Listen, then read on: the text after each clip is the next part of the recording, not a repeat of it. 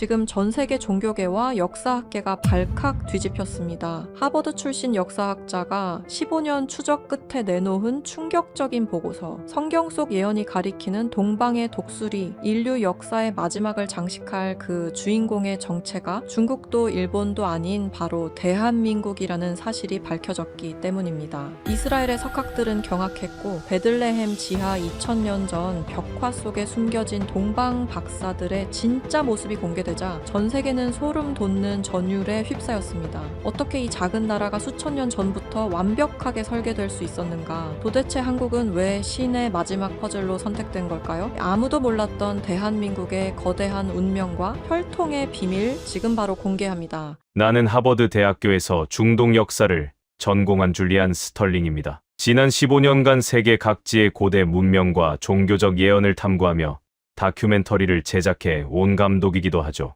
나에게 역사는 언제나 차가운 이성과 증명 가능한 유물의 영역이었습니다. 하지만 최근 내가 겪은 일들은 내가 평생 쌓아온 학문적 토대를 완전히 뒤흔들어 놓았습니다. 불과 얼마 전까지만 해도 나는 이집트 카이로의 뜨거운 사막 한가운데에 있었습니다. 피라미드와 고대 수메르 문명의 연결고리를 추적하는 대규모 프로젝트를 진행 중이었죠. 수개월 동안 수백 명의 인력을 동원했고 막대한 제작비가 투입된 내 인생 최대의 승부수였습니다. 하지만 촬영을 앞두고 갑작스럽게 터진 현지 정세 불안은 모든 것을 앗아갔습니다. 거리는 혼란에 빠졌고 촬영 허가는 취소되었습니다. 매일같이 쏟아지는 막대한 위약금과 제작 중단 소식은 나를 벼랑 끝으로 몰아넣었습니다. 줄리안, 이제 정말 끝인 것 같아. 제작사에서도 더 이상은 버티기 힘들다고 하네. 스태프들의 원망 섞인 목소리가 귓가를 맴돌았습니다. 파산 직전의 위기 속에서 나는 카이로의 낡은 호텔방에 틀어박혀 절망하고 있었습니다. 그때였습니다. 나의 오랜 동료이자 유능한 프로듀서인 마커스에게서 연락이 온 것은 말입니다. 줄리안,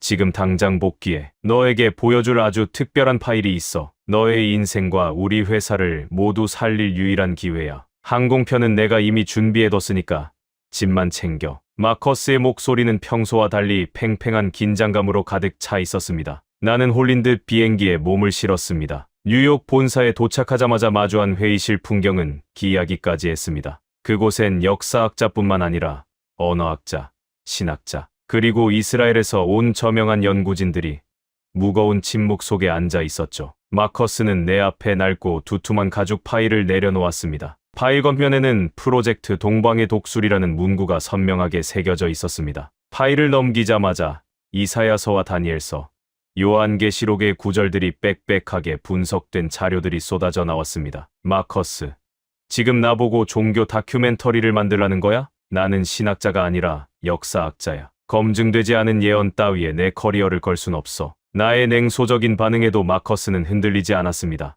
오히려 옆에 앉아있던 이스라엘 출신 성경학자 엘리아스 바르크가 내 눈을 똑바로 응시하며 입을 열었습니다. 스털링 박사님, 이건 단순한 종교 이야기가 아닙니다. 수천 년 전 기록된 텍스트가 오늘날의 세계, 지도 위에서 어떻게 현실로 구현되고 있는지를 증명하는 정밀한 데이터 작업입니다. 특히 우리가 찾고 있는 동방의 독수리는 인류 역사의 마지막 퍼즐을 완성할 핵심 열쇠입니다. 엘리아스의 목소리에는 거부할 수 없는 확신이 담겨 있었습니다. 그는 파일을 넘겨 지리적 분석표를 보여주었습니다. 거기에는 이스라엘을 중심으로 동쪽을 향한 수많은 직선이 그어져 있었고 그 선의 끝에는 놀랍게도 한반도가 자리 잡고 있었습니다. 솔직히 처음엔 헛웃음이 나왔습니다. 성경의 예언이 한국을 가리킨다니, 이 얼마나 황당한 주장입니까? 하지만 자료를 읽어 내려갈수록 내 눈동자는 거세게 흔들리기 시작했습니다. 이사야서 46장 11절, 내가 동쪽에서 독수리를 부르며 먼 나라에서 나의 뜻을 이룰 사람을 부를 것이라. 그리고 이어지는 이사야서 55장 5절의 9절은 내 심장을 얼어붙게 만들었습니다. 너를 알지 못하는 나라가 너에게 달려올 것이라. 알지 못하는 나라라고? 나는 중얼거렸습니다. 중동의 역사 속에서 중국은 비단기를 통해 끊임없이 교류해 온 익숙한 나라였습니다. 일본 역시 근대화 이후 유대 자본과 긴밀하게 소통했죠. 하지만 한국은 달랐습니다. 역사적으로 유대인 공동체가 단 한 번도 형성된 적이 없는, 이스라엘 입장에서는 말 그대로 존재조차 몰랐던 완벽한 타자였습니다. 지도를 뚫어지게 쳐다보던 나는 문득 온몸에 소름이 돋는 것을 느꼈습니다. 이스라엘에서 시작해 아시아 대륙의 가장 먼 동쪽 끝까지 선을 그었을 때 그 화살표가 멈추는 곳은 대륙의 거대한 국가들이 아니었습니다. 바다를 마주하고 멈춰선 작은 반도. 그곳에서 나는 이 연구가 단순히 미친 학자들의 망상이 아님을 직감했습니다. 우리가 놓치고 있던 이 작은 나라가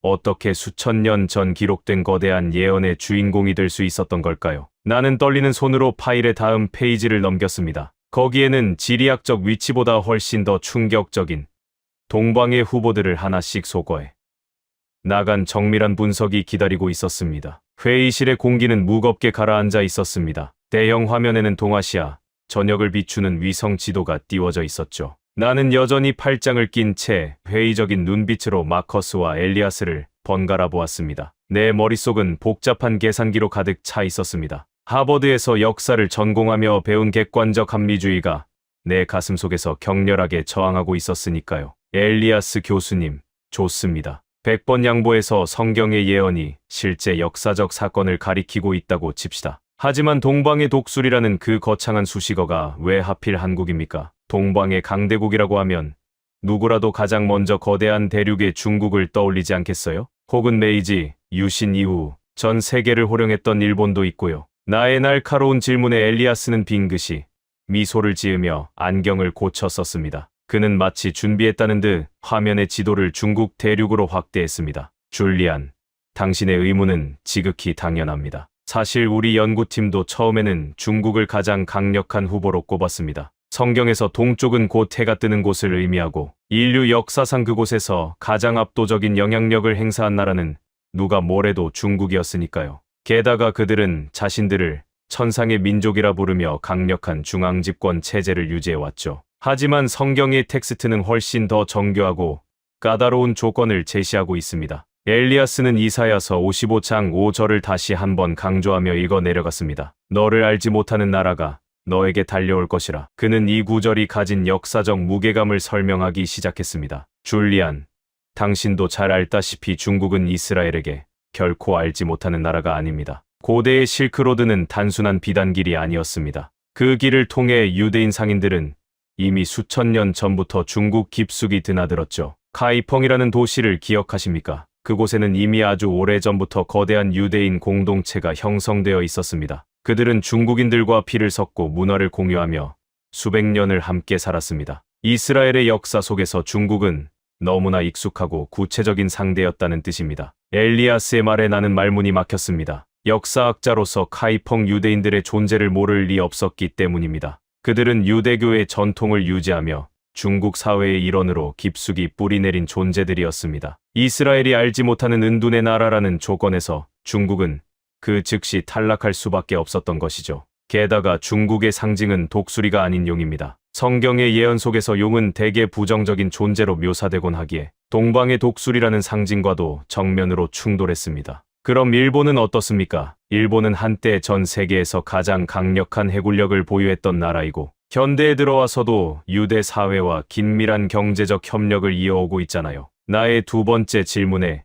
이번에는 옆에 있던 언어학자 미리암이 대화를 이어받았습니다. 일본 역시 같은 이유로 제외되었습니다. 일본은 근대화 과정에서 서구 기독교 문명과 유대의 자본을 아주 적극적으로 받아들였습니다. 그들은 스스로를 서구 사회의 일원으로 편입시키려 애썼고 그 과정에서 이스라엘과의 교류는 매우 빈번하고 공개적이었습니다. 무엇보다 일본의 신화나 역사 속에는 유대교적 전통과 맞닿는 부분이 거의 존재하지 않습니다. 그들은 철저히 자신들만의 고립된 신도를 믿는 민족이었죠. 미리암의 목소리는 차분했지만 단호했습니다. 그녀는 히브리어 원문을 화면에 띄우며 덧붙였습니다. 가장 결정적인 것은 히브리어 원문에서 이 나라를 지칭하는 단어가 단수형이라는 점입니다. 여러 연합국가나 제국이 아니라 아주 명확한 정체성을 가진 단 하나의 국가를 의미하죠. 중국은 거대한 대륙의 연합체에 가깝고 일본은 열도에 고립된 섬나라입니다. 우리는 이스라엘에서 시작된 동쪽의 직선이 대륙의 끝에 도달했을 때 마치 정해진 운명처럼 멈추는 지점을 발견했습니다. 나는 의자를 바짝 당겨 지도를 보았습니다. 중국이라는 거대한 몸집을 지나고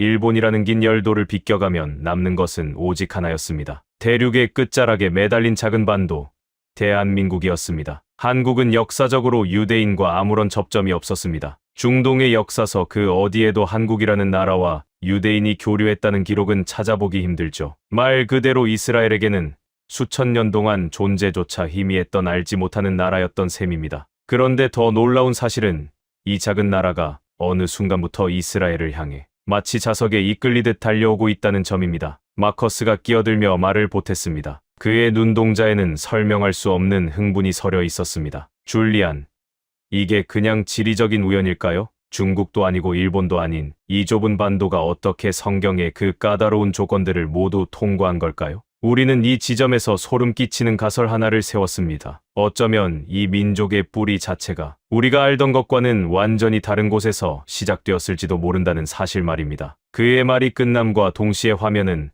한국의 고대 유적과 히브리 유물들을 비교하는 자료들로 바뀌었습니다. 나는 등줄기를 타고 흐르는 기묘한 전율을 느꼈습니다. 단순히 알지 못하는 나라라는 조건을 넘어서 두 민족 사이에 숨겨진 혈통의 비밀이 있다는 암시는 나를 더 깊은 혼란으로 몰아넣었습니다. 설마 지금 한국인이 유대인과 같은 뿌리에서 나왔다는 이야기를 하려는 건가요? 나의 질문은 회의실 안의 침묵 속으로 무겁게 떨어졌습니다. 아무도 즉각 대답하지 않았지만 엘리아스의 진지한 표정은 그 대답을 대신하고 있었습니다. 나는 떨리는 손으로 커피를 한 모금 마셨습니다. 이제껏 내가 진실이라고 믿어왔던 역사적 상식들이 하나둘씩 무너져 내리고 있었습니다. 도대체 저 작은 반도 국가의 깊은 내면에 무엇이 숨겨져 있기에 이토록 저명한 학자들이 자신의 인생을 걸고 이 연구에 매달리는 것일까요? 그리고 그 증거는 단순히 지도 위의 점이 아니라 대륙의 끝에서 멈춰선 그 지점 자체가 품고 있는 훨씬 더 깊은 의미를 향해 우리를 이끌고 있었습니다. 나는 엘리아스가 건네는 다음 파일을 펼쳤습니다. 거기에는 인류의 족보를 통째로 뒤흔들 만한 욕단이라는 이름의 잃어버린 후손에 대한 기록이 기다리고 있었기 때문입니다. 나는 한동안 말을 잃은 채 대형 화면 속의 세계 지도를 응시했습니다. 이스라엘 예루살렘을 기점으로 그어진 붉은 직선은 거침없이 유라시아 대륙을 가로지르고 있었습니다. 그 선은 이라크의 거친 사막을 지나고 이란의 고원을 넘어 인도의 북부와 동남아시아의 밀림을 차례로 통과했습니다. 그리고 마침내 아시아 대륙의 가장 동쪽 끝자락에 이르러서야 멈춰섰습니다. 그 붉은 점이 찍힌 곳은 거대한 중국 대륙도 아니고 태평양 너머의 미국도 아니었습니다. 바로 대륙이 끝나고 광활한 바다가 시작되는 그 지점 한반도였습니다. 줄리안 박사님, 지리학은 거짓말을 하지 않습니다. 성경에서 동방이라는 표현은 단순히 해가 뜨는 방향만을 의미하는 것이 아닙니다. 히브리어 성경에서 동쪽을 뜻하는 미즈라흐라는 단어는 해가 떠오르는 근원이자 가장 먼 끝이라는 의미를 동시에 내포하고 있죠. 이사야서 46장 11절에서 언급된 먼 나라라는 수식어는 결코 수사적인 표현이 아닙니다. 이스라엘을 중심축으로 놓고 지구본을 돌려 보십시오. 이 대륙의 끝에서 더 이상 갈 곳 없는 마지막 땅이 어디입니까? 엘리아스 교수의 목소리는 차분하면서도 묘한 울림이 있었습니다. 그는 레이저 포인터를 들어 지도의 위도와 경도를 가리켰습니다. 우리는 구글 어스와 정밀 GPS 데이터를 활용해 이스라엘 예루살렘 성전산에서부터 동쪽으로 정확한 직선거리를 계산했습니다. 앞서 살펴본 것처럼 중국은 이스라엘과의 오랜 교류사 때문에 알지 못하는 나라라는 조건에서 이미 탈락했습니다. 일본은 대륙에서 떨어져 나간 섬나라이기에 대륙의 끝이라는 상징성에서 벗어나 있죠. 하지만 한국은 다릅니다. 유라시아라는 거대한 몸통의 모든 에너지가 흘러들어와 응축되는 말단이자 가장 먼 동쪽의 종착지입니다. 성경의 예언자가 바라본 환상 속에서 동쪽의 독수리가 날아오른 곳은 바로 이 대륙의 막다른 끝이었습니다. 나는 자리에서 일어나 화면 앞으로 다가갔습니다. 손가락으로 그 붉은 선을 따라가 보았습니다. 이라크와 이란 그리고 아프가니스탄을 지나는 그 길은 고대 인류가 이동했던 거대한 통로이기도 했습니다. 역사학자로서 나는 이 길이 가진 무게를 누구보다 잘 알고 있었습니다. 문명은 언제나 서쪽에서 동쪽으로 혹은 동쪽에서 서쪽으로 이동하며 흔적을 남겼죠. 그런데 왜 하필 이 모든 여정의 마침표가 저 작은 반도여야만 했을까요? 엘리아스 교수님, 지리적 위치가 일치한다고 해서 그것이 곧 예언의 성취라고 단정하기에는 무리가 있습니다. 단순히 멀리 있다고 해서 선택된 나라라고 보기엔 논리가 부족하단 말입니다. 저곳에는 수천 년 동안 그들만의 역사와 신화가 있었고 성경과는 아무런 상관없는 삶을 살아온 사람들이 가득합니다. 그들이 왜 이스라엘의 회복을 위해 부름받은 독수리여야 합니까? 나의 반박에 엘리아스는 기다렸다는 듯 마커스에게 고개를 끄덕였습니다. 마커스는 즉시 화면을 전환했습니다. 이번에는 단순한 지도가 아니라 고대 기독교, 문헌과 이스라엘의 전승들이 복잡하게 얽힌 도표들이 나타났습니다. 줄리안, 당신의 의문을 해결해줄 열쇠는 바로 성경 속의 좌표입니다. 성경은 단순히 동쪽이라고만 말하지 않았습니다. 요한계시록 7장 2절을 보면 해 돋는 데로부터 올라오는 다른 천사에 대한 기록이 있습니다. 여기서 해 돋는 곳은 동양의 철학에서 말하는 광명의 근원을 의미하기도 하죠. 흥미로운 점은 한국의 옛 이름인 조선이 아침의 나라라는 뜻을 담고 있다는 사실입니다. 전 세계에서 유일하게 국가의 정체성 자체가 해가 뜨는 아침과 결합된 나라가 바로 한국입니다. 마커스의 설명에 나는 묘한 전율을 느꼈습니다. 아침의 나라 조선. 그것은 서구인들에게는 그저 동양의 신비로운 수식어에 불과했지만 성경의 예언적 맥락에서 해석하니 전혀 다른 무게로 다가왔습니다. 해가 뜨는 곳에서 시작된 구원의 역사가 대륙을 거쳐 그 근원인 아침의 나라에 도달했다는 논리는 소름 끼칠 정도로 정교했습니다. 게다가 줄리안, 성경은 이 나라가 알지 못하는 나라여야 한다고 못 박았습니다. 우리는 이 부분에 주목했습니다. 대항해 시대 이후 전 세계가 연결될 때에도 한국은 은둔의 왕국이라 불리며 가장 늦게까지 문을 걸어 잠갔던 나라입니다. 이스라엘 사람들에게 한국은 지도상에도 존재하지 않는 상상의 땅이나 다름없었죠. 하지만 그들이 문을 여는 순간 세계는 경악했습니다. 그들이 가진 열정과 에너지가 마치 굶주린 독수리가 먹이를 낚아채듯 전 세계로 뻗어나가기 시작했으니까요. 미리암이 대화에 참여하며 덧붙였습니다. 그녀는 자신의 태블릿 PC를 조작해 한국의 경제 성장, 그래프와 선교사 파송 통계치를 화면에 띄웠습니다. 보십시오. 이 작은 나라가 전 세계에서 미국 다음으로 가장 많은 선교사를 파송하고 있습니다. 특히 이스라엘의 회복을 위해 가장 뜨겁게 기도하고 자원을 보내는 나라가 바로 한국입니다. 이스라엘 사람들은 이해할 수 없었습니다. 왜 저 멀리 동쪽 끝에 있는 사람들이 우리를 위해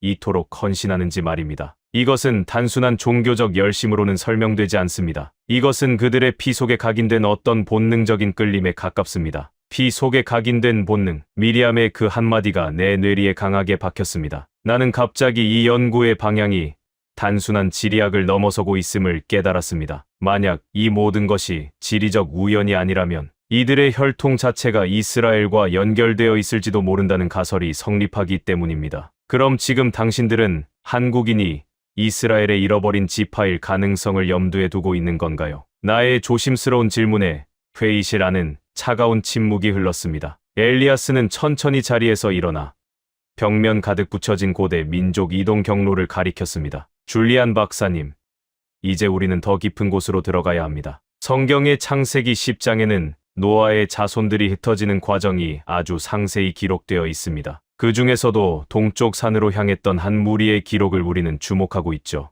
그들은 어디로 갔을까요? 그리고 그들이 도착한 동쪽 산은 과연 어디일까요? 엘리아스의 질문은 마치 거대한 폭풍의 전조처럼 느껴졌습니다. 나는 그가 가리키는 지도의 중앙아시아 산맥을 보았습니다. 알타이와 천산을 넘어 하얀 눈으로 뒤덮인 백두산으로 이어지는 그 길. 수천 년 전 한 민족이 목숨을 걸고 이동했던 그 위대한 여정의 흔적이 내 눈앞에 선명하게 그려지기 시작했습니다. 그들이 남긴 유물과 언어 속에 숨겨진 비밀이 드러나는 순간 나의 세계관은 송두리째 무너져 내릴 것만 같았습니다. 나는 떨리는 마음으로 엘리아스가 건네는 다음 파일을 받았습니다. 그곳에는 한 민족이 수천 년 전 어디서 출발하여 어떻게 이 반도에 도달했는지를 보여주는 혈통의 기록과 그 여정의 증거인 고인돌에 대한 충격적인 데이터가 담겨 있었습니다. 엘리아스 교수가 건넨 파일의 첫 장을 넘기는 순간 내 눈앞에는 인류 역사상 가장 거대한 민족 이동의 지도가 펼쳐졌습니다. 그것은 단순히 지리적인 이동을 넘어서 한 민족의 운명이 어디서 시작되어 어디로 흘러갔는지를 보여주는 핏줄의 기록이었습니다. 내 심장은 이전보다 훨씬 더 빠른 속도로 뛰기 시작했습니다. 역사학자로서 내가 가졌던 모든 상식적인 방어, 기제들이 하나둘씩 무너져 내리는 기분이었습니다. 줄리안 박사님, 우리는 이제 성경의 가장 깊은 뿌리인 창세기 10장으로 가야 합니다. 그니 노아의 자손들이 전 세계로 퍼져나간 인류의 족보라고 불리는 곳이죠. 여기서 우리는 에벨이라는 인물에 주목해야 합니다. 엘리아스의 목소리는 마치 아주 오래된 전설을 들려주는 현자처럼 낮고 신비롭게 울려 퍼졌습니다. 그는 낡은 가죽 표지의 성경을 천천히 넘기며 에벨이라는 이름이 가진 상징성을 설명했습니다. 에벨은 히브리어로 건너온 자라는 의미를 담고 있으며 이것은 곧 히브리 민족의 어원이 되는 아주 중요한 지점이었습니다. 에벨에게는 두 아들이 있었습니다. 장남인 벨렉과 차남인 욕단이죠. 성경은 여기서 아주 기묘한 갈래를 보여줍니다. 장남 벨렉은 아브라함으로 이어지는 이스라엘 민족의 조상이 되었습니다. 그렇다면 그와 한 핏줄이었던 동생 욕단은 어디로 갔을까요? 성경은 욕단의 후손들이 거주하는 곳을 메사에서부터 스발로 가는 길의 동쪽 산이라고 명확하게 기록하고 있습니다. 나는 침을 꿀꺽 삼키며 지도를 내려다보았습니다. 메사는 현재의 중동 지역이며 스발은 중앙아시아 쪽으로 추정되는 좌표였습니다. 그렇다면 그 경로의 끝에 있다는 동쪽 산은 과연 어디일까요? 이스라엘에서 시작해 동쪽으로 끝없이 이동했을 때 만나는 가장 거대하고 신성한 산. 내 머릿속에 번개처럼 스쳐 지나가는 이름이 있었습니다. 설마 그 동쪽 산이 백두산을 의미하는 건가요? 나의 질문에 이번에는 새롭게 합류한 고고학자 토비아스가 입을 열었습니다. 그는 중앙아시아와 동북아시아의 고대 유적을 평생 연구해 온 전문가였습니다. 토비아스는 화면에 아시아 대륙의 산맥 지도를 띄웠습니다. 이스라엘에서 시작된 이동 경로는 알타이 산맥과 천산 산맥을 거쳐 거대한 줄기를 형성하고 있었습니다. 줄리안, 고대 인류의 이동 경로를 추적해보면 아주 흥미로운 패턴이 발견됩니다. 수천 년 전 중앙아시아에서 동북아시아로 향하는 대규모 민족 이동이 있었죠. 그들은 험준한 산맥을 넘고 광활한 초원을 가로질러 마침내 대륙의 끝에 도달했습니다. 그리고 그곳에는 한 민족의 영산이라 불리는 백두산이 자리 잡고 있었죠. 흥미로운 점은 한국의 건국 신화에 등장하는 단군이라는 이름과 성경 속 욕단이라는 이름 사이의 언어적 유사성입니다. 고대 언어학적 관점에서 두 이름은 매우 밀접한 관계를 맺고 있죠. 토비아스의 설명은 거기서 멈추지 않았습니다. 그는 곧바로 고고학적인 실증 데이터를 제시했습니다. 화면은 한국 전역에 흩어져 있는 수많은 고인돌 사진들로 가득 찼습니다. 줄리안, 이것 좀 보십시오. 한국은 가히 고인돌의 왕국이라고 불러도 손색이 없습니다. 전 세계 고인돌의 무려 40%가 이 작은 반도에 집중되어 있죠. 이건 단순한 우연으로 치부하기에는 너무나 압도적인 숫자입니다. 더 놀라운 사실은 이 고인돌들의 구조와 형태가 이스라엘과 중동 지역, 그리고 중앙아시아에서 발견되는 고대 유물들과 놀라울 정도로 유사하다는 점입니다. 나는 화면 가까이 다가가 고인돌의 구조를 살펴보았습니다. 거대한 덮개돌을 수직의 돌들이 받치고 있는 모습은 마치 수천 년 전에 누군가가 자신의 정체성을 잊지 않기 위해 땅 위에 새겨놓은 거대한 지문처럼 보였습니다. 토비아스는 흥분된 어조로 설명을 이어갔습니다. 이 고인돌들은 단순히 무덤이 아닙니다. 이것은 강력한 중앙 통치 체제와 고도의 조직력을 갖춘 집단이 있었다는 명백한 증거입니다. 또한 한국의 청동검 유물들을 보십시오. 한반도 전역에서 발견되는 청동검들은 형태가 거의 동일합니다. 이것은 그 당시 이미 이들이 하나의 강력한 정신적 지주 아래 결속되어 있었다는 사실을 시사하죠. 욕단의 후손들이 동쪽으로 이동하며 전파했던 그들만의 독특한 문명적 흔적이 한국 땅에서 화려하게 꽃을 피운 셈입니다. 토비아스의 말은 내 가슴에 깊은 울림을 주었습니다. 만약 욕단의 후손들이 실제로 동쪽 산인 백두산에 도달해 한 민족의 뿌리가 되었다면 이것은 이스라엘과 한국이 사실은 한 조상에서 갈라져 나온 형제 민족이라는 뜻이 됩니다. 수천 년의 세월을 사이에 두고 지구의 양극에서 서로를 잊은 채 살아왔지만 그들의 피 속에는 같은 근원의 기억이 흐르고 있다는 것이죠. 줄리안 박사님, 이것은 단순한 가설이 아닙니다. 이미 아주 오래전부터 선구적인 학자들은 이 가능성을 제기해왔습니다. 스코틀랜드의 선교사 맥클라우드는 이미 19세기의 저술한 책에서 한국인이 이스라엘에 잃어버린 10지파의 후손일 가능성을 언급했죠. 신라의 금관이나 토기 그리고 고대 유물들이 이스라엘의 것들과 소름 끼칠 정도로 닮아 있다는 사실은 이제 학계의 공공연한 비밀입니다. 엘리아스 교수의 보충 설명에 나는 입안이 바짝 마르는 것을 느꼈습니다. 잃어버린 10지파, 성경 속에서 사라진 것으로 기록된 그 민족이 실은 이 대륙의 끝에서 그들만의 찬란한 문명을 일구어 오고 있었다는 상상은 전율 그 자체였습니다. 나는 창밖을 내다보았습니다. 뉴욕 도심의 풍경이 이전과는 전혀 다르게 보이기 시작했습니다. 이 세상 어딘가를 바쁘게 살아가는 수많은 한국인의 유전자 속에 정말로 유대 민족과 같은 뿌리의 정보가 새겨져 있는 것일까요? 만약 그렇다면 그들은 왜 자신들의 이름을 코리아라고 부르게 된 것일까요? 나는 다시 테이블로 돌아와 언어학적 분석이 담긴 미리암의 파일을 집어들었습니다. 혈통의 비밀이 고인돌이라는 돌 위에 새겨져 있다면 그들의 사명은 그들이 매일같이 내뱉는 언어 속에 숨겨져 있을 것이 분명했습니다. 그리고 그 속에는 이사야서의 예언과 직접적으로 맞닿아 있는 누구도 부인할 수 없는 결정적인 증거가 나를 기다리고 있었습니다. 고인돌이 보여준 침묵의 증거 앞에서 나는 한동안 압도당해 있었습니다. 하지만 고고학적 유물이 과거의 흔적이라면 현재를 살아가는 사람들의 입술에 남아있는 언어는 살아있는 유전설계도와 같습니다. 결통의 비밀이 돌 위에 새겨져 있다면 그들의 사명은 그들이 매일같이 내뱉는 단어 속에 숨겨져 있을 것이 분명했습니다. 언어학자 미리암은 내 생각을 읽기라도 한 듯 두꺼운 어원 분석 자료를 내밀었습니다. 줄리안 박사님, 한 민족의 정체성을 결정짓는 가장 강력한 상징은 바로 그 나라의 이름입니다. 우리는 한국의 영어 명칭인 코리아라는 이름에 주목했습니다. 근이들 고려 왕조에서 유래했다고 알고 있지만 우리는 그보다 훨씬 더 깊은 고대의 뿌리를 추적해보았죠. 미리암의 눈빛은 확신으로 가득 차 있었습니다. 그녀는 화면에 히브리어 단어 하나를 크게 띄웠습니다. 꼬레. 그것은 부르다 혹은 부름받은 자라는 의미를 가진 히브리어 동사였습니다. 줄리안, 이 단어를 자세히 보십시오. 히브리어 꼬레에 감탄사나 신의 이름을 상징하는 전미사를 붙이면 꼬레아라는 발음이 됩니다. 이것은 히브리 사고방식으로 해석하면 하나님이 부르신 자 혹은 신에게 선택받은 나라라는 의미가 되죠. 우리가 흔히 부르는 꼬레아라는 국명 자체가 성경 속에서 특별한 임무를 위해 호출된 자라는 뜻을 내포하고 있다는 겁니다. 나는 머리를 한 대 엇맞은 기분이었습니다. 꼬레아. 우리가 무심코 부르던 그 이름이 히브리어로 하나님이 부르신 자라는 뜻이라니. 미리암은 내 충격을 즐기기라도 하듯 이사야서 46장 11절을 다시 인용했습니다. 내가 동쪽에서 독수리를 부르며 여기서 부르다라는 표현과 꼬레아라는 국명이 직접적으로 호응하고 있었던 것입니다. 단순히 이론적인 분석에 그치지 않았습니다. 우리는 이스라엘의 정통 랍비들을 찾아가 이 꼬레아라는 단어를 들려주었습니다. 그들의 반응이 어땠는지 아십니까? 그들은 처음에는 그저 동양의 한 나라 이름인 줄 알다가 그 뜻을 히브리어 맥락에서 설명하자마자 옷깃을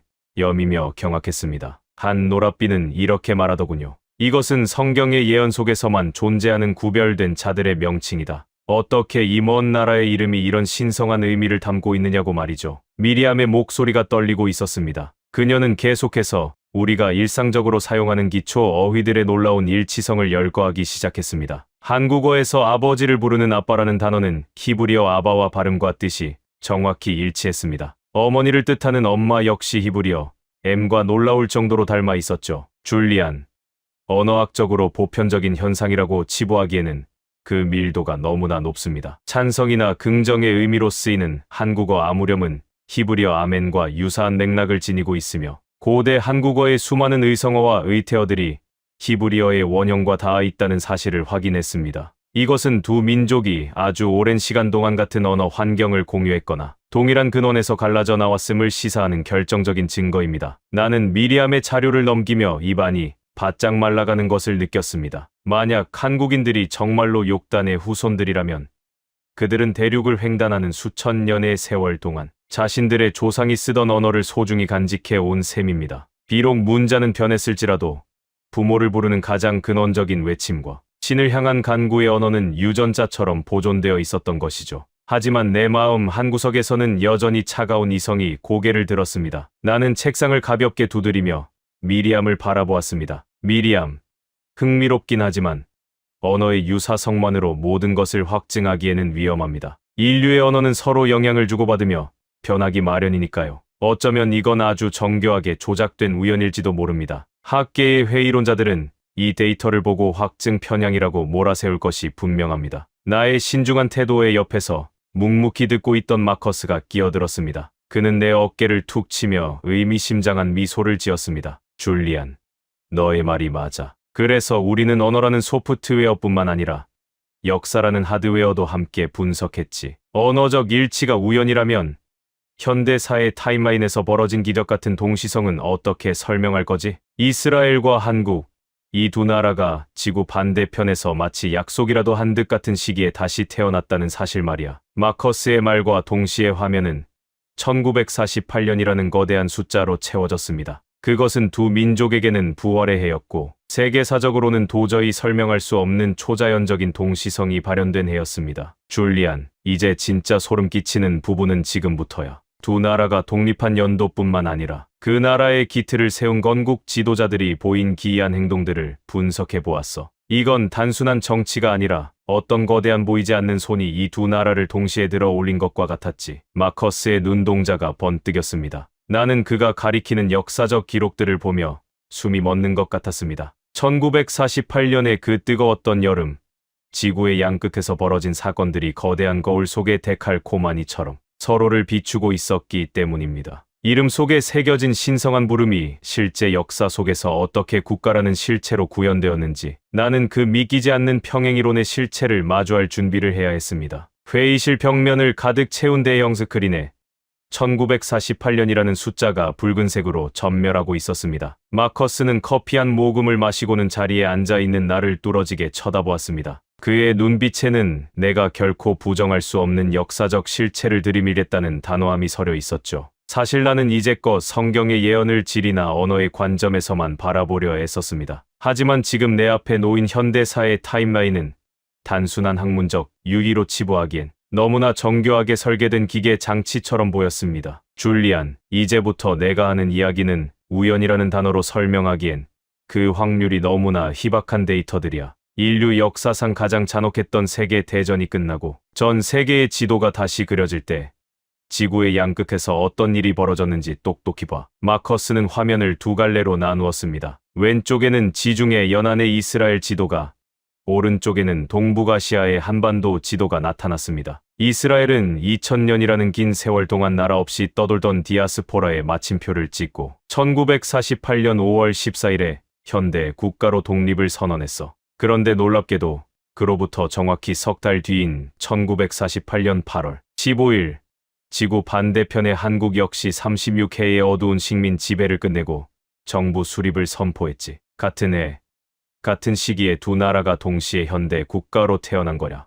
이게 과연 역사적 우연의 일치일 뿐일까? 나는 마커스의 말에 숨이 턱 막혔습니다. 역사학자로서 1948년이 가진 의미를 모르는 바는 아닙니다. 제2차 세계대전 이후 수많은 나라가 독립했지만 이스라엘과 한국처럼 수천 년의 고난 끝에 기적적으로 부활하여 세계사의 중심부로 급부상한 사례는 극히 드뭅니다. 특히 이스라엘의 건국이 성경 예언의 성취라고 믿는 수많은 학자에게 같은 해에 태어난 한국의 존재는 설명하기 힘든 신비였을 것입니다. 마커스. 하지만 당시 상황은 냉전 체제가 시작되던 시기였고 전 세계적인 독립의 물결이 있었던 건 사실이야. 단지 연도가 같다고 해서 두 나라를 운명적으로 엮는 건 비약이 아닐까. 나의 신중한 반박에 엘리아스 교수가 조용히 서류 한 장을 내밀었습니다. 그것은 대한민국 재헌의회의 첫 회의록 사본이었습니다. 줄리안 박사님, 이것을 보십시오. 1948년 5월 31일, 한국의 국회가 처음 열리던 날입니다. 당시 임시 의장이었던 이윤영 의원은 단상에 올라 가장 먼저 무엇을 했을까요? 놀랍게도 그는 이 우주와 만물을 창조하시고 인간의 역사를 섭리하시는 하나님께 드리는 기도로 회의를 시작했습니다. 동양의 유교와 불교 문화권이 뿌리 깊은 나라에서 국가의 기틀을 세우는 첫 공식 행사가 기독교적 기도로 시작되었다는 사실은 세계사적으로 유례를 찾기 힘든 독특한 사건입니다. 나는 떨리는 손으로 회의록의 내용을 읽어 내려갔습니다. 하나님께 이 민족의 앞날을 지켜달라는 간절한 간구. 그것은 단순한 종교 의식이 아니라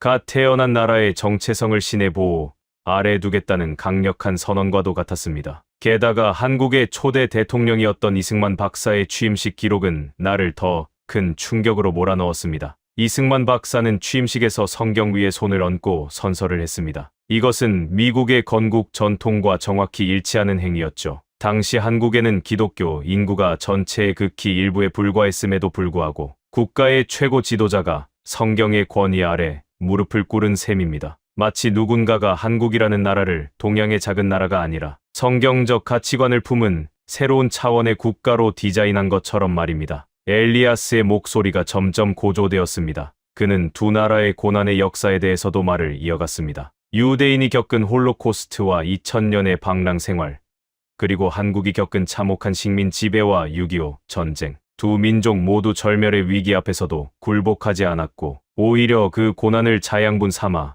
기적적인 성장을 이루어냈다는 점이 너무나 닮아 있었습니다. 줄리안, 이스라엘이 성경의 예언대로 마지막 때에 회복된 민족이라면 그와 같은 해에 태어난 한국 역시 어떤 특별한 역할을 부여받은 게 아닐까. 우리는 이 두 나라의 관계를 보며 거울상과 같다는 느낌을 받았어. 한쪽이 영적인 뿌리라면 다른 한쪽은 그 영성을 세상 끝까지 실어나를 날개와 같은 존재 말이야. 마커스의 비유는 내 뇌리를 강하게 때렸습니다. 이스라엘과 한국, 지구의 양 끝에 위치한 이 두 작은 나라가 사실은 1948년이라는 시간의 문을 통해 동시에 호출된 동반자였다는 사실. 나는 이제껏 내가 공부했던 역사가 거대한 퍼즐 조각의 일부에 불과했다는 사실을 인정하지 않을 수 없었습니다. 하지만 증거는 여기서 멈추지 않았습니다. 마커스는 이제 국가의 제도나 역사를 넘어 두 나라의 정신적 정수가 담긴 상징물들로 시선을 옮겼습니다. 한국인이 매일 부르는 노래와 그들이 사랑하는 꽃 속에 숨겨진 비밀. 그것은 지리나 역사적 연도보다 훨씬 더 직관적이고 감정적인 전율을 예고하고 있었습니다. 줄리안, 이제 한국의 애국가를 들어볼 차례야. 그 가사 속에 무엇이 들어있는지 알게 되면 너는 정말로 이 모든 게 우연이라고 말할 수 없을 거야. 마커스의 손가락이 재생 버튼을 향했습니다. 나는 마른 침을 삼키며 스피커에서 흘러나올 그 멜로디와 가사에 집중했습니다. 한국이라는 나라가 가진 영적인 유전자 설계도가 마침내 그 모습을 드러내려 하고 있었습니다. 마커스가 재생 버튼을 누르자 회의실의 고성능 스피커를 통해 장엄한 선율이 흘러나왔습니다. 그것은 한국인들이 국가적인 행사 때마다 가슴에 손을 얹고 부르는 노래, 애국가였습니다. 나는 가사의 영문 번역본을 천천히 읽어 내려갔습니다. 동해물과 백두산이 마르고 닳도록 하느님이 보호하사 우리나라 만세. 첫 소절을 읽는 순간 나는 무언가에 머리를 세게 얻어맞은 듯한 충격을 받았습니다. 하느님이 보호하사. 마커스,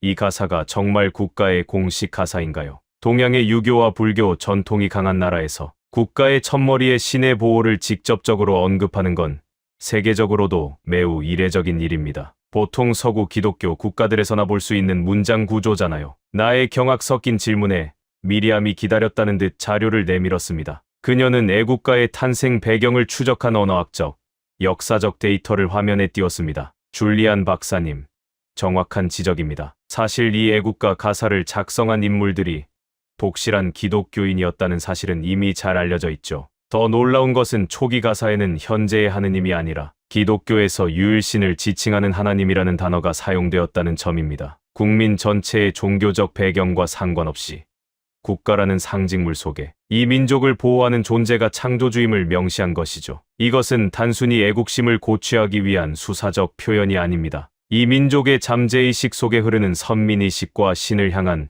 의존성을 보여주는 결정적인 단서입니다. 미리암의 설명은 내 가슴 속에 묘한 파장을 일으켰습니다. 하느님이 보호하는 나라. 이 문장은 이사야서에서 신이 동방의 독수리를 불러 자신의 뜻을 이루겠다고 선포한 내용과 소름 끼칠 정도로 맞닿아 있었습니다. 나라의 이름인 꼬레아가 하나님이 부르신 자라는 뜻을 담고 있고 그들이 부르는 노래가 신의 보호를 찬양하고 있다면 이것을 과연 단순한 우연의 일치라고 치부할 수 있을까요? 줄리안, 여기서 끝이 아니야. 한국을 상징하는 꽃, 무궁화를 한번 봐. 마커스가 화면을 전환하자 화사하게 피어난 분홍빛 꽃 한 송이가 나타났습니다. 한국의 국화인 무궁화였습니다. 마커스는 이 꽃의 영어 명칭을 강조하며 말을 이어갔습니다. 무궁화의 영어 이름은 로즈 오브 샤론입니다. 샤론의 장미라는 뜻이죠. 성경을 아는 사람이라면 누구나 이 이름을 듣고 전율할 수밖에 없습니다. 샤론의 장미는 성경 아가서에서 가장 아름다운 존재를 상징하며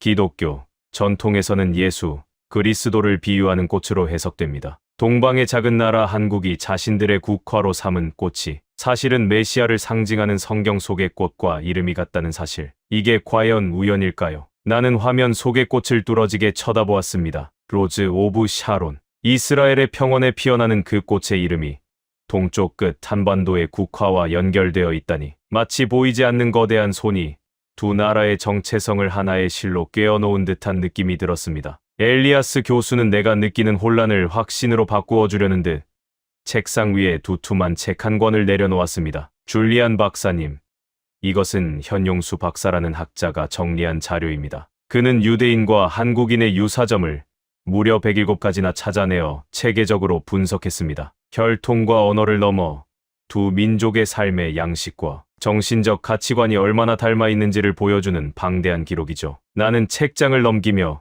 그 내용에 압도당했습니다. 두 민족 모두 자신들을 선택받은 민족이라 믿는 강력한 선민의식을 공유하고 있었습니다. 가문을 중시하고 족보를 기록하며 부모에 대한 효도를 절대적인 가치로 삼는 전통 역시 유대인의 율법과 한국의 유교적 가치관이 묘하게 겹쳐졌습니다. 무엇보다 세계 최고 수준의 교육열과 해외 어디를 가도 자신들만의 강력한 공동체를 형성하며 동화되지 않는 독특한 민족 정체성은 이 두 민족만의 전매 특허와도 같았습니다. 더 기가 막힌 건 명절입니다. 한국의 가장 큰 명절인 추석을 보십시오. 음력 8월 15일 보름달이 뜨는 날, 온 가족이 모여 핵곡식으로 감사를 드리는 이 축제는 이스라엘의 초막절과 시기적으로나 의미상으로나 정확히 일치합니다. 두 민족 모두 고난의 세월을 견디며 수확의 기쁨을 신에게 돌리는 전통을 지켜온 것이죠. 수천 년 동안 떨어져 살았음에도 불구하고 그들의 영혼 속에 새겨진 축제의 리듬은 여전히 같은 박자로 뛰고 있었습니다. 엘리아스의 목소리는 확신에 차 있었습니다. 그는 또한 한국인의 독특한 성미인 빨리빨리 문화에 대해서도 언급했습니다. 모든 것을 신속하게 처리하려는 이 기질이 성경 이사야서 46장 13절에 기록된 나의 구원이 지체하지 아니할 것이라는 구절과 연결된다는 해석은 정말이지 무릎을 치게 만들었습니다. 동방의 독수리가 날개를 펴고 신속하게 이동하여 신의 구원 계획을 완수하는 모습. 그것은 현대 한국인들이 보여주는 역동성과 정확히 부합했습니다. 나는 의자에 몸을 깊숙이 묻었습니다. 이제껏 내가 모았던 데이터들은 하나의 거대한 그림을 향해 질주하고 있었습니다. 지리학적 좌표, 혈통의 흔적인 고인돌, 이름 속에 숨겨진 부름의 의미, 그리고 이제 국가의 상징과 민족의 기질에 이르기까지. 이 모든 평행선이 가리키는 종착역은 단 하나였습니다. 한국은 단순히 운이 좋아서 경제 강국이 된 나라가 아니었습니다. 그들은 인류 역사의 마지막 장을 장식하기 위해 수천 년 동안 보존되고 훈련된 특별한 민족이었던 것입니다. 줄리안, 이제 우리는 이 모든 이론적 연구를 매듭지을 마지막 현장으로 가야 해. 이 모든 예언의 시작점, 그리고 그 예언이 실제로 육신이 되어 나타났던 곳 말이야. 마커스의 말에 나는 고개를 들었습니다. 그의 눈동자는 이미 다음 목적지를 향하고 있었습니다. 이스라엘 베들레헴, 인류의 구원자가 태어난 그 거룩한 땅의 아주 오래된 성당 지하에 우리가 찾던 마지막 퍼즐 조각이 숨겨져 있다는 소식이었습니다. 그것은 어떤 문헌이나 언어적 분석보다 더 강력한 두 눈으로 직접 확인해야만 하는 시각적 증거였습니다. 나는 서둘러 짐을 챙겼습니다. 가슴 속에선 알 수 없는 뜨거운 무언가가 끓어오르고 있었습니다. 단순히 한 나라의 비밀을 밝혀낸다는 쾌감을 넘어 인류를 향한 신의 거대한 계획에 내가 동참하고 있다는 숭고한 책임감이 나를 움직이고 있었습니다. 비행기에 몸을 싣고 베들레헴으로 향하는 내내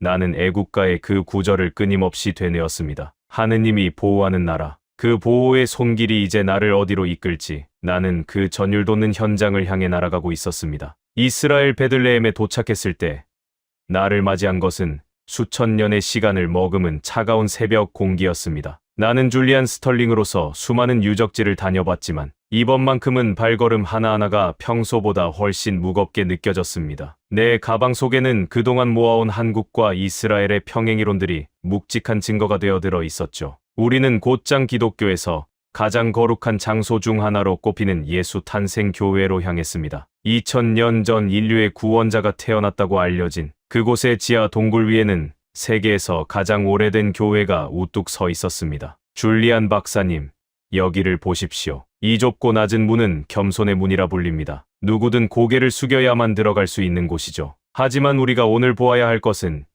이 문 너머 깊숙한 곳에 숨겨진 역사의 지문입니다. 동행한 현지 역사학자 나타니엘이 나를 안내하며 나지막이 말했습니다. 교회의 내부는 거대한 돌기둥들이 열을 지어 서 있었고 수백 년 된 모자이크 바닥이 희미한 조명 아래서 빛나고 있었습니다. 우리는 수많은 순례객을 지나쳐 본당의 한쪽 벽면 앞에 멈춰섰습니다. 그곳에는 세월의 풍파에 희미해졌지만 여전히 강렬한 아우라를 뿜어내는 고대 벽화가 그려져 있었습니다. 바로 동방에서 온 박사들이 아기 예수께 경배하는 장면이었습니다. 나는 안경을 고쳐 쓰고 벽화 속 인물들의 얼굴을 하나하나 뜯어보았습니다. 그 순간 나는 심장이 멎는 듯한 충격을 받았습니다. 이제껏 내가 서구의 수많은 성화에서 보았던 동방 박사들은 대개 중동의 현자나 유럽의 귀족 같은 모습을 하고 있었습니다. 하지만 이 고대 벽화 속의 인물들은 전혀 달랐습니다. 그들의 광대뼈는 높이 솟아 있었고 눈매는 가늘고 길었으며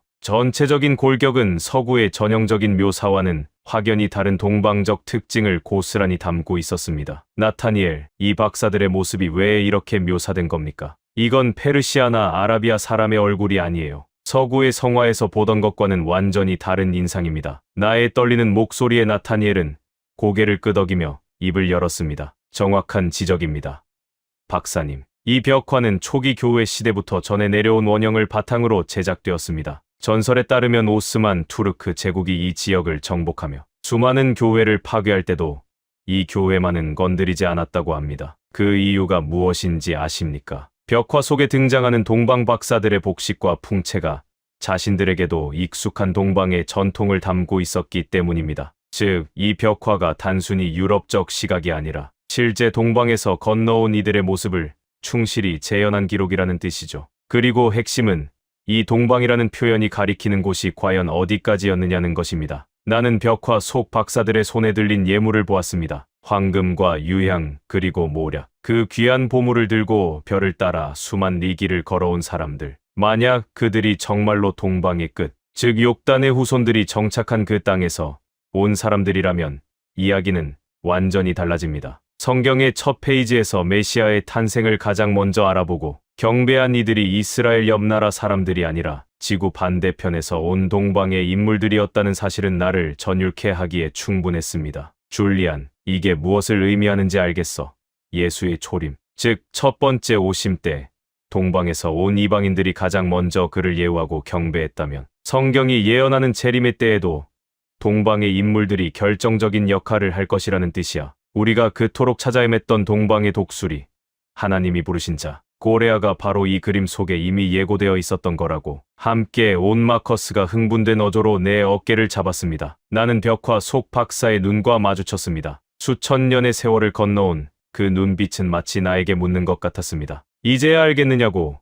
왜 이 민족이 이 시대에 그토록 강성해졌으며 왜 이스라엘을 향해 그토록 뜨거운 마음을 갖게 되었는지 말입니다. 나는 그제야 이 퍼즐의 마지막 조각이 맞춰지는 것을 느꼈습니다. 한국은 단순히 경제 성장을 이룬 나라가 아니었습니다. 그들은 인류 역사의 시작과 끝을 잇는 영적인 가교였습니다. 초림의 경배자가 재림의 예비자가 된다는 이 거대한 서사 앞에서 나는 역사학자로서의 자부심을 내려놓고 한 인간으로서 경외감을 느꼈습니다. 대한민국이 세계 최고의 인터넷 속도를 자랑하고 가장 빠른 민족성을 가졌으며 미국 다음으로 가장 많은 선교사를 파송하는 나라가 된 것은 우연이 아니었습니다. 그것은 마지막 때의 독수리처럼 신속하게 날아올라 이스라엘의 회복을 돕고 신의 계획을 완수하기 위해 부여된 민족적 기질이었던 것입니다. 나는 차가운 성벽에 손을 얹었습니다. 돌벽의 질감이 손바닥을 통해 전해지며 내 가슴 속 깊은 곳에서 뜨거운 무언가가 울컥 치밀어 올랐습니다. 이스라엘과 한국,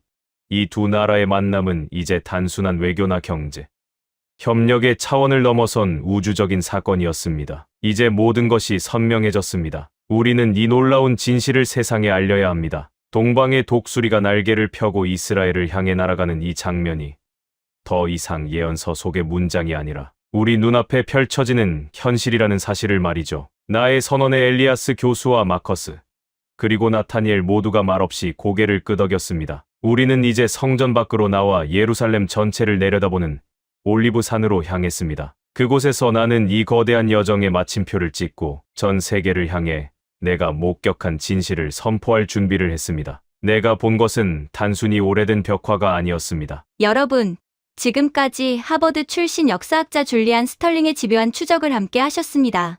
성경 예언서 속 동방의 독수리라는 퍼즐이 대한민국이라는 이름으로 완성되는 과정은 실로 경이로웠습니다. 1948년의 기적 같은 건국의 동시성, 전 세계 고인돌의 40%가 집중된 한반도의 미스터리, 그리고 전 세계 선교사 파송 2위라는 영적 통계까지. 이 모든 숫자는 결코 우연이 아니었습니다. 이스라엘의 성경학자 엘리아스 바르크 교수는 이렇게 말했습니다. 가장 신비로운 민족을 꼽으라면 주저없이 한국인을 선택하겠습니다. 그들은 이름 속에 이미 인류 구원의 마지막 열쇠를 품고 있었으니까요. 누구도 믿어주지 않던 은둔의 나라에서 조용히 힘을 기르며 때를 기다려온 사람들. 그리고 마침내 대륙의 끝에서 날개를 펴고 날아오르는 동방의 독수리. 이 땅 대한민국은 단순한 주거지를 넘어 인류 역사의 마지막을 장식할 거룩한 무대입니다. 가슴이 뜨거워지셨다면 구독과 좋아요, 그리고 댓글창에 운명 두 글자만 남겨주십시오. 대한민국은 동방에 빛나는 독수리, 그 운명이었습니다.